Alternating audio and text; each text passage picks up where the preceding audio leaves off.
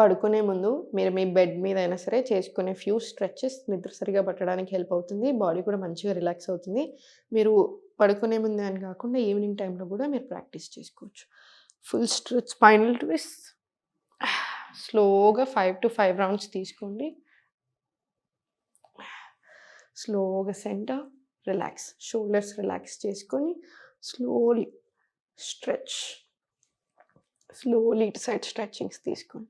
ఇది కూడా ఒక 2-3 రౌండ్స్ రానివ్వండి. Now slowly stretch up.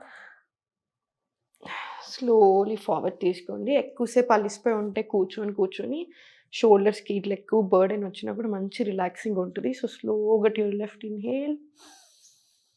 Exhale centre. Same ఇటు సైడ్ కూడా రిపీట్ చేసుకోండి. Slowly centre, relax. స్లోగా సెంటర్ తీసుకొని షోల్డర్స్ రిలాక్స్ చేసుకొని స్లోగా లెఫ్ట్ లెగ్ ఓపెన్ తీసుకొని slowly stretch. Inhale. Exhale centre. మళ్ళీ slowly stretch to your left. జానశీర్షాసన్. ఇన్‌హేల్. Exhale centre. సేమ్ ఇదొక 5-10 రౌండ్స్ ఈ లెగ్ మీద 2 కాళ్ళ మీద రిపీట్ చేసుకోండి. స్లోగా సెంటర్ తీసుకొని ఫార్వర్డ్.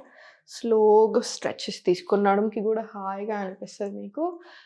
స్లోగా left, slowly right, slowly left, centre, relax. Last breathing pattern చూపిస్తాను. ఎక్సలేషన్ ఎక్కువసేపు వచ్చేలాగా చూసుకోవాలన్నమాట. ఎప్పుడైనా సరే నైట్ పడుకునే ముందైనా మీకు ఎప్పుడైనా హడావిడి అనిపిస్తున్న ఓవర్ థింకింగ్ ఉన్నా భ్రమరి ప్రాణాయామం చేయొచ్చు. ఓం మంత్ర చాంటింగ్ తీసుకోవచ్చు. అనులోమ్ విలోమ్ ప్రాక్టీస్ చేసుకోవచ్చు. ఇప్పుడు నేను చెప్పే బ్రీతింగ్ టెక్నిక్ అయినా చేసుకోవచ్చు. 4 సెకండ్స్ ఇన్హేల్, 6 సెకండ్స్ ఎక్స్హేల్. ఇదొక 5 టైమ్స్ రిపీట్ చేసుకోండి. మీరు జస్ట్ కూర్చుని దగ్గరే మీరు పడుకునే ముందు కాసేపు రిలాక్స్ అవ్వడానికి బాగా హెల్ప్ అవుతుంది. నిద్ర కూడా మంచిగా పడుతుంది.